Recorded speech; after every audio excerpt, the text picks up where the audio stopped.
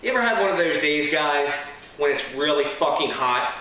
I'm having one of those days, and it's extra hot. You know why? Because the fucking air conditioner in my house is broken. So you know my beer drinking ass is going to get me an IPA or a pale ale or something on to cool me off and help me chill a little bit and deal with this stuff until the guy comes to fix it. Because I ain't no air conditioning repairman.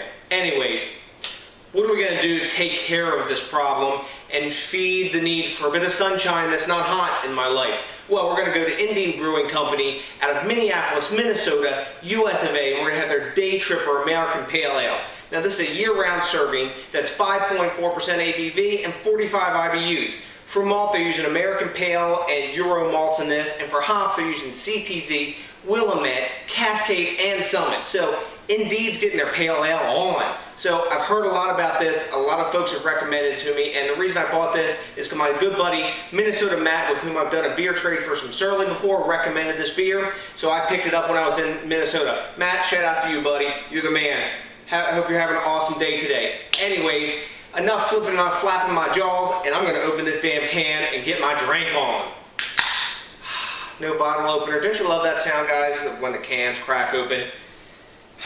And I'm going to love the taste of this getting in my mouth because it's hot as hell today. Jeez. Alright. Got a nice pour on that. Wow. Now, at time of filming, this beer is super fresh. When I was at the store, I got it right out of the case when they were putting it out, and this beer is about a week old. Now, there's no date on the can. I don't know why. They could just inkjet coat it on the bottom or the side or something. So, I know the age of this beer, but anyone else who's just pulling it off the shelf doesn't know. So, anyways, we've got a gorgeous, full-on amber color with a lot of orange and coppery sort of hues coming through it. There's more yellow than orange in the color. We've settled down to a one-finger head. When I swirl it, we're getting some nice sticky glass lacing claw into the side of the glass, but no alcohol legs to speak of. So, take a look at that, guys. Really nice looking. It's looking probably hazier on the camera because, like I said, it's hot as Hades in the house right now. But it is a fairly clear beer with only a real slight hop haze to it. Let's get a nose on this, see what we got going on. I am ready for a beer. Wow, big pine, citrus, slightly dank. You get some sweet malt, a little bit of caramel in there, a little bit of orange and tangerine sort of smell. And I'd say the dominant citrus aroma for me is grapefruit, though pine aroma and grassiness is bigger than the grapefruit. Let's get a taste on this and see what we got going on. Session strength APA, let's see what we got, because a lot of times these suck. Let's see. Wow. Wow, sorry for chugging the entire beer there, guys, but I'm hot. Anyways, big pine, big resin, big grassy and herbal flavor in your mouth. The citruses that you have in the aroma, which are a larger player, are more a background player in this. There's just enough malt to bring it back and not make it sort of too hoppy. There's a bitter dry finish to this beer, but it's really delectable.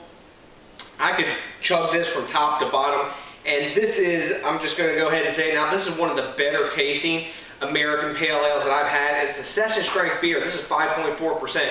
This proves that you can make a beer that has big flavor, but isn't a huge alcohol monster. We don't always want that. Yeah, I mean, I like drinking a big beer and getting my buzz on and everything, but I don't want my ass kicked with every single beer I drank. And if I was drinking super strong today, I'd be totally jacked in this heat. But anyways, enough flapping my gums. What do the other people think about this? Rate Beer's giving it a 98. That's an A+ level on my scale. I'm not going to go 98. Beer Advocate's giving it a 90, which is an A-. I think that's a fair score. I'm going to go 90. I think I'm going to go 92, which is a high A- for me. Really tasty beer. The thing that's knocking it off the A level for me is that there's no date on the can. Yeah, I know how fresh it is, and I know I'm drinking this super fresh, and that's probably its peak of alpha acid content and all that good stuff from the hops. But other folks who didn't go to the store and didn't buy it and maybe got this in trade or something, they can't do that. Or if you go into a store where there's just fine singles, you're not going to know. So, enough to get off my soapbox about dating stuff, especially pale ales. And we got to talk about some important things right now. We got to talk about thinking globally. We got to talk about drinking locally. We got to talk about supporting the craft beer movement, helping this thing grow, and help guys like Indeed buy their inkjet printer so they can date code their cans and get bigger and produce more awesome session beers like this one, because this is a really tasty ass session American Pale Ale. So until the next time, guys, I appreciate each and every one of you. Thanks a million for watching, and that's a big damn. Peace out.